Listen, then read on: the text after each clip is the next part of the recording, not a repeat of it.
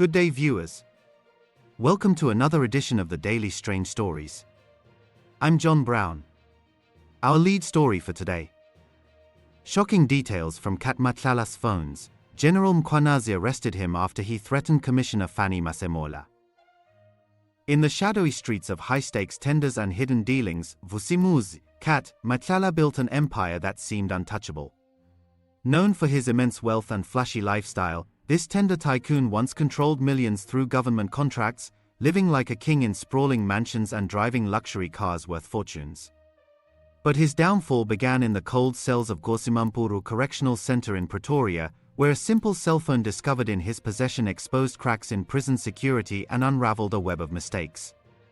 What started as a routine search turned into a scandal that highlighted his biggest error, threatening National Police Commissioner General Fannie Masemola over a cancelled R360 million deal.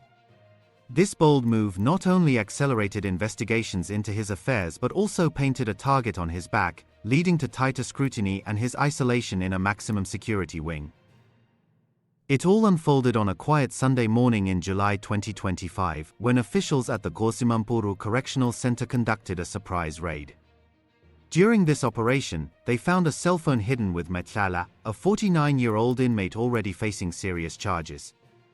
Matlala claimed he had received the device from another prisoner who had since been released on bail, but the official probe could not confirm this story. Instead, the investigation pointed solely to Matlala as the one responsible for having the contraband. Good morning to your viewers. Cat Matlala is at the CMAX Correctional Facility because of a reclassification. He is classified as high risk, but also secondly, we continue to do searches, especially these types of searches that we did last night. On Sunday morning, we did a surprise search and we found a cell phone in his possession. At that time, he was in a section called local. So that's basically a section that is a section that houses medium to low risk. He was at medium local. When we find objects like cell phones, and in cases that are high risk like this one, we hand the object over to the South African Police Service. So that is what we have done immediately on the same day. The cell phone was quickly handed over to the South African Police Service for deeper analysis, revealing messages and data that would fuel even more inquiries into his network. As a result, authorities reclassified Matlala as a high-risk inmate and transferred him to the CMAX section of the prison, a place reserved for those needing the strictest oversight. This move came after a thorough risk assessment, ensuring he remained under constant watch with frequent searches to prevent any further slips. The cell phone incident was no isolated event. It tied directly to Matlala's growing list of troubles, especially his heated clash with General Fannie Masemola. Just months earlier, on the 13th of May 2025, Matlala's lawyer sent a stern letter to Masemola, warning of legal action if the police did not reverse the termination of a massive contract. This R360 million agreement, awarded to Matlala's company Medicare 24 Tshwane district in June 2023, was meant to provide health risk management services to thousands of police officers over 3 years. Matlala argued that the cancellation was unlawful and ignored proper dispute resolution steps outlined in their agreement. He demanded that all services continue and accused the police of breaching the contract without fair process. But Masemola stood firm, citing multiple irregularities that made the deal untenable from the start. The tender's problems ran deep, rooted in a bidding process riddled with inconsistencies. Forensic reviews uncovered mismatched signatures on key documents, suggesting someone had tampered with them to push the bid through.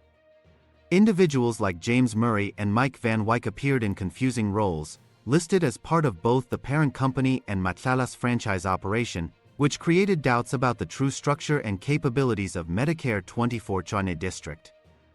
Masemola pointed out that Matlala had denied Murray's directorship in the holding company, yet bid documents clearly showed him as managing director, raising flags of misrepresentation.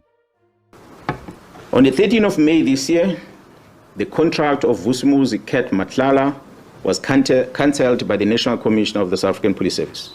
On the 14th of May this year, Vusimuzi Cat Matlala sent a message to Brown Mkhwanazi, which reads, I quote, "Morning. Just to let you know that my contract was cancelled yesterday. And I see you've been ignoring me and promising me things that never happened. Luckily, of every conversation, just in case something like this might happen, I'm taking all this to media and some to court on Friday when I do the interdict." Close quote.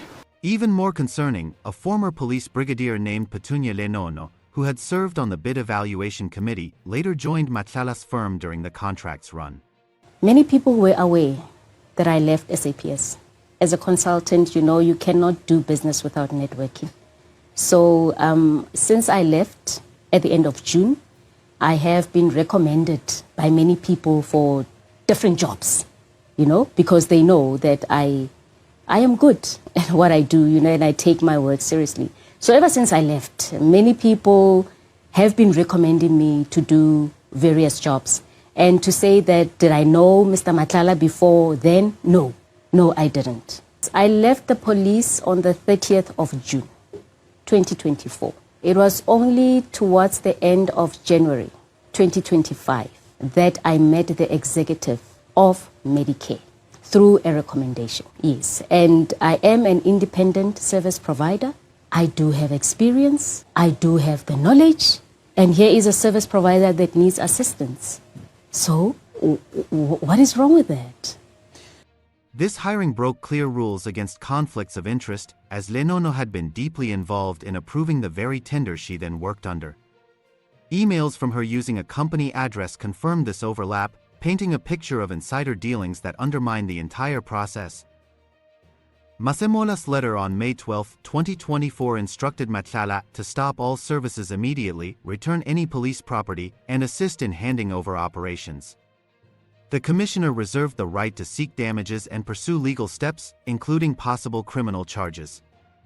Underperformance added to the woes. Despite promises, Matlala's company failed to deliver on several fronts, with documented issues that justified ending the deal. This cancellation was not sudden. It followed a preliminary report from January 2024 that highlighted these flaws and advised seeking legal advice on how to proceed. Matlala's threat to sue only intensified the spotlight, prompting Masemola to dig deeper into the Tycoon's connections within the police force itself. Matlala's wealth, often described as filthy rich, stemmed from such deals, but it masked a trail of unpaid debts and broken promises. His company, the sole entity with him as director, raked in millions. Medicare 24 Chane district suffered similar fates, with salaries delayed or paid in parts, and essential deductions for taxes and unemployment insurance never properly handled. In April 2025, the office lost water and electricity due to unpaid bills, forcing workers home. When the tender ended, many were dismissed without their owed wages dating back to March, leaving them in financial ruin. These details revealed how Matlala prioritized luxury over obligations, diverting funds to sustain an extravagant image. His lifestyle was a spectacle of excess, funded by state money that flowed freely after the tender win. Matlala and his family occupied not one, but multiple high-end properties. They owned a massive home in Midstream Ridge Estate near Pretoria, bought for 8.1 million rand in 2020 through his security firm, Cat VIP Protection. Deeds showed it was paid off quickly, likely within a year, allowing them to live mortgage-free. But that was not enough. They also rented a grand mansion in Waterkloof Ridge for 95,000 rand a month, signed after the tender award. This property, hidden behind tall walls, featured expansive grounds visible only from above, offering privacy for their opulent routines. Additionally, Matlala leased a penthouse at the capital Menlyn, Maine, adding another layer to their portfolio of elite addresses. Vehicles matched the grandeur, with a fleet including a 9 million rand Rolls-Royce Wraith, complete with leather interiors and a ceiling mimicking a starry night. Tsagani Matlala, his wife, often drove it, showcasing it in social media videos alongside designer outfits. One such clip, posted a month after the tender, showed her and their daughter in Christian Dior pieces, a handbag worth 95,000 rand and a blouse at 33,000 rand, paired with a Louis Vuitton bag for the daughter at 22,500 rand. The family office in Pretoria cost nearly 350,000 rand monthly in rent, serving as a hub for their operations while projecting success. Even personal enhancements came from the funds. Tsagani traveled to Turkey for cosmetic surgery in early 2024, with her doctor sharing before and after images that highlighted the results during her recovery. Matlala himself dressed for the spotlight, even in court. At his first appearance, he wore a Dolce & Gabbana hoodie valued at 27,000 rand and Givenchy shoes at 6,000 rand, despite the handcuffs and leg irons. In a later hearing in May 2025, an Alexander McQueen jersey worth 22,500 rand completed his look. This flair for fashion extended back years, but the police tender amplified it, turning modest gains into unchecked splurges. Before this, Matlala had dipped into state contracts through companies like Black AK Trading and Suppliers, Contraband Trading and Suppliers, and Falcon Cat Trading and Suppliers. In August 2021, a whistleblower at Gauteng's health department flagged these firms for suspicious payments totaling nearly 5 million rand in 1 month for medical supplies. The whistleblower, Babita Deokaran, identified 217 such entities for review but was tragically killed soon after, leaving questions about the depth of these schemes. These business ties intertwined with personal dramas that landed Matlala in prison. Central to his charges was a shooting on the N1 highway near Sandton on an October night in 2023. Teboko Tsobejene, a socialite and actress from the show Muvango, was in a car targeted by gunfire.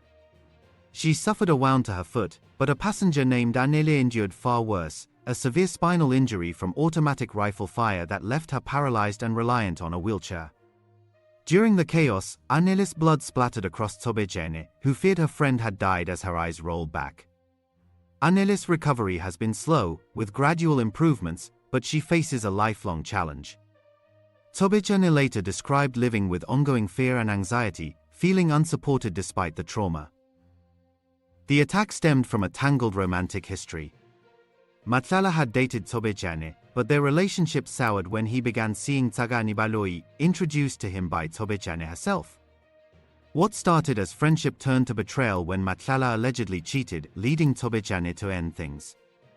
Tsagani then pushed for marriage, creating enmity between the two women. Sources suggest Tsagani may have influenced Matlala to target Tsobejene, hiring hitmen for the job. Matlala was arrested on the 14th of May 2025 in Midrand after a major police probe led by General Mkhwanazi, charged with attempted murder, conspiracy to commit murder, money laundering, and fraud. His co-accused included Tsagani, granted 20,000 rand bail due to health and family reasons, and Musagegana N. Tieko Floyd Mabusela, who remained in custody. The case was postponed to the 26th of August 2025 for Matlala's bail application, with all accused appearing at Alexandra Magistrates Court in early July 2025. Matlala's reach extended into political circles, complicating his story further. KwaZulu-Natal Police Commissioner Lieutenant General Nhlanhla Mkhwanazi, who leads the political killings task team which arrested Cat Matlala, alleged links between Matlala and high-ranking figures, including Police Minister Senzo Mchunu and former Minister Bheki Cele. On the 14th of May this year, 2025, the task team arrested Vusimuzi, who is also known as Cat Matlala, for an attempted murder ×3. I must highlight that this Mr. Vusimuzi Cat Matlala is an individual who was awarded a police contract of over 360 million rand in 2024. An analysis was conducted on electronic communication of this arrested person. This analysis reveals communication between the arrested Vusimuzi at Cat Matlala, Mr. Brown Mkhwanazi, an associate of the Minister of Police, as well as the Minister of Police, Senzo Mchunu. Mkhwanazi claimed Matlala was part of a syndicate infiltrating the police, with ties to irregular tenders and protection schemes.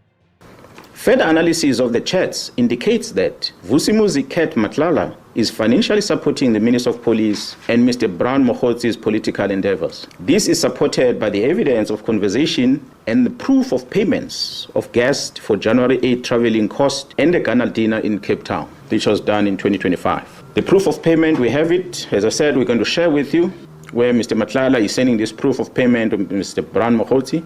On the 2nd of January 2025, at about 10:05 in the morning, Vusimuzi Cat Matlala receives a copy of the letter of the disbandment of the political killing stars team from Mr. Mkhwanazi, who is an associate with the Minister of Police. Thele had reportedly stayed at Matlala's Menlyn penthouse, adding to the suspicions. On the 6th of July 2025, Mkhwanazi's statements prompted an internal disciplinary process led by Western Cape Police Commissioner Lieutenant General Thembisile Pategile. This probe, based on data from Matlala's seized devices, including 2 more phones found at his home, implicated officers in corrupt exchanges. Sessions at the SAPS Johnny Academy involved reviewing messages on large screens, demanding explanations from those involved.